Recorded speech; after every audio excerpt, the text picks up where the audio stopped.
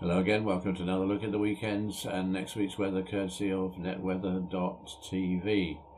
Well, there's a little bit of a hint that perhaps the British monsoon may be over, but I don't think over is the right word, just easing off for a time to give many of us a long overdue fine weekend, but don't expect anything like a heat wave or anything like that, although we may well have some of the highest temperatures since March, so that's a long way back. Anyhow, let's have a look at the temperature of the atmosphere, and as I said, no heat wave. In fact, no heat wave across much of Europe actually either. It's going to stay on the cool side for the time of year. We have the shadings for the most part over in the sort of greeny colours, so that's an indication of temperatures slightly below average. And even over Europe, you're only getting into the paler colours, the paler yellows and oranges, rather than the bright reds further south over Africa, and that's where the hot air and the hot weather is lurking at the moment. There will be some brief warmer incursions probably across the south of the country from time to time, but nothing really to write home about. If we move on now and have a look at the jet stream, as you would expect, it's just over or close to the British Isles, sometimes to the south of us, sometimes over top of us.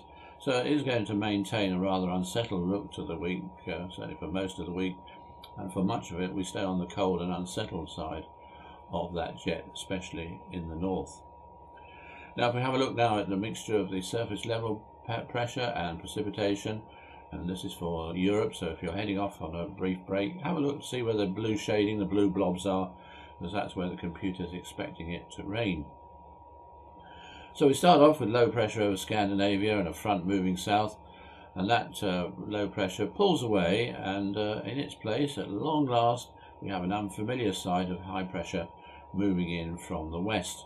And that's going to last for most of the weekend, but unfortunately a new vigorous area of low pressure to the south of Iceland will push active fronts down across the country. There will be gales or even severe gales in the north, and there will be blustery showers following on northwesterly winds as the low continues to drift away northeastwards. But it will be close enough to maintain the strong winds for a while, although if those winds do ease down, then gardeners beware, because of course with that cold air coming down from the northwest, it's not going to take much for us to get ground frost and even possibly some local air frost, so perhaps it's a little bit too early to put out those tender plants just yet. There is a chance also that little areas of low pressure may develop in the flow, run across the country, bringing some more prolonged outbreaks of rain.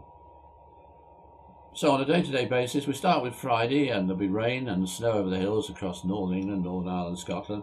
Some of that rain heavy in places to begin with. As the day wears on, it will ease a little bit further southwards and tend to slowly die out. Southern parts will have a fine start. Now as that rain eases away, wintry showers will follow across Scotland, but central and southern parts of England, as well as much of Wales, actually won't be too bad. We'll have a fine day, some local frost, as I said, to begin with, otherwise feeling rather cold and certainly windy in the north. Now on Saturday there'll be a few showers in the northwest of Scotland, otherwise a fine start for most of us, and indeed much of the country will be dry with some sunny spells, but I think wind and rain is going to reach the northwest of Scotland in the evening. Now despite the sunshine, it will, if anything, still be rather on the cool side, and there will be some frost around to begin with. Now on Sunday, that wet and very windy weather with gales will spread into the rest of Scotland, Northern Ireland, and later on into northern parts of England and Wales. But for central and southern areas, it should be a dry day with some sunny spells, although the cloud and the wind will increase later on in the day. Also, as the rain moves away, it's going to become clearer with blustery showers across the north of Scotland. Temperatures in most places probably fairly close to normal. Now on Monday, that rain will push further southwards across central and southern parts of England, with clearer weather and some showers following. The showers chiefly in the north and west, but there may well be some showers developing anywhere in the afternoon. And that rain, incidentally, is going to be quite reluctant to clear the southeastern part of the country. It may linger into the evening or maybe into the night, a little bit uncertain as to how quickly it clears away. It's still going to be windy with gales in the north and temperatures just about normal.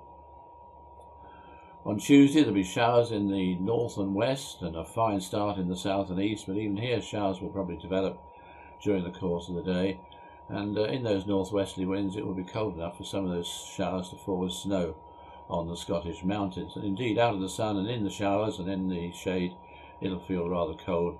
Again, gardeners beware for some frost night and morning.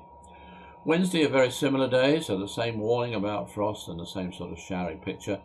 In the latter part of the week, it looks as if the weather's going to remain unsettled and rather cold. If nothing else, we still have a risk of local frost, and we still have further rain from time to time. So no sign yet of the weather settling down and that long overdue heat wave. Well, that's all from me for the time being. I'll be back again this time next week, but for now, have a lovely weekend and goodbye.